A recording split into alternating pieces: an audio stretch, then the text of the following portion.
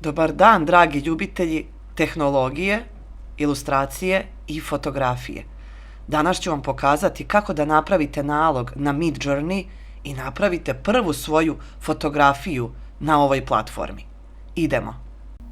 Da bismo počeli rad na Midjourney, potrebno je pre toga da skinemo Discord. Znači, Midjourney funkcioniše samo preko Discorda i potrebno je da imamo nalog na Discordu.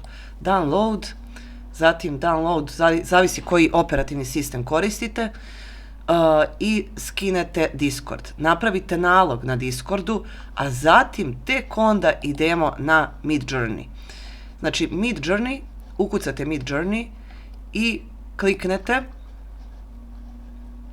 i zatim možete join the beta ili da se ulogujete. Join the beta i otvara se odmah Discord koji je kod mene instaliran na računaru. Za početnike, ja ne znam da li su se uslovi promenili, ranije je bilo 25 pokušaja, to je 25 generisanja slika, besplatno, a zatim morate platiti. Ako želite odmah da pokušate neko generisanje, idete na General kanal, bilo koji izaberete, i možete da probate već prvo generisanje, a to je, počinje tako što se klikne kosa linija na tastaturi, kliknete i ovde ide neki opis na engleskom jeziku. Ako ne znate engleski jezik, koristite ili prevodilac ili GPT. Znači, potrebno je ovde opis. Ja ću ovde jednostavno neki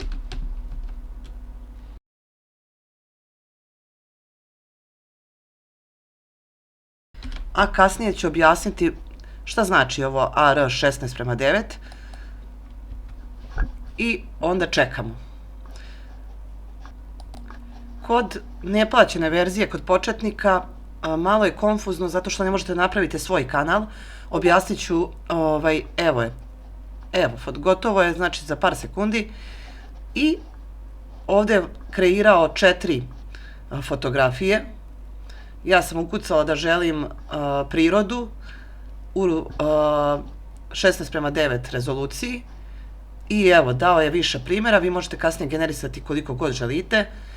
Ovako izgleda najkraći prompt koji jednostavno Midjourney kreira po svom. Ako niste dali neke specifične uglove kamere, boje i tako dalje, znači on će napraviti neku ovakvu fotografiju.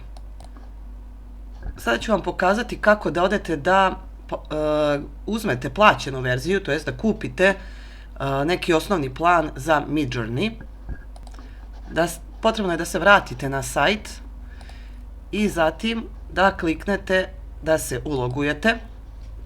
Ako nemate nalog, onda da se registrujete. Ako imate nalog, onda da se ulogujete. Kada se ulogujete, pojavljuju se neke inspiracije za vas. Pogledajte šta sve može Midjourney. Zaista je jedan od najboljih alata za generisanje i ilustracija i fotografija, logotipa i tako dalje. Znači, šta god poželite možete generisati pomoću Midjourney. Pogledajte ljude kako izgledaju.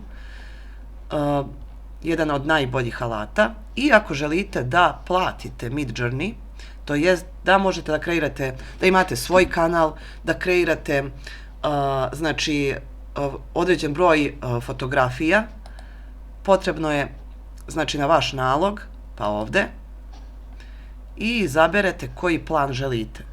Da li želite $10 mesečno, $30 mesečno, 60 i 120. Znači, razlika je u tome koliko fotografija može da se generiše,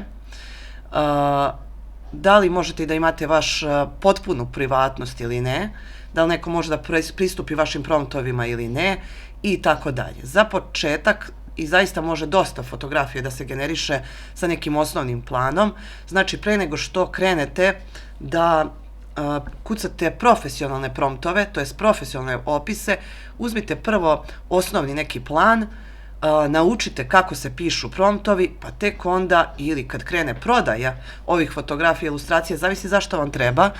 Možda vam treba za promociju vašeg sajta ili promociju na YouTube-u, Instagramu i tako dalje, mislim da je basic plan potpuno dovoljan, a cena nije toliko visoka.